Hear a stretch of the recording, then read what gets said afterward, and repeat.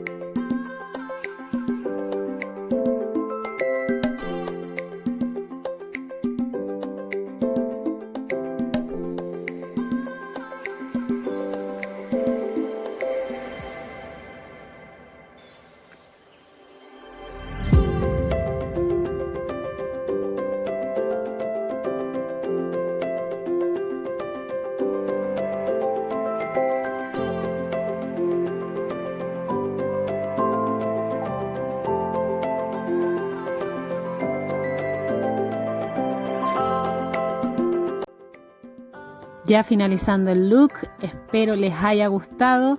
Recuerden seguirme en Instagram y en YouTube, Carla Díaz Makeup. Les mando un besito muy grande. Quédense en casa. Chao, chao.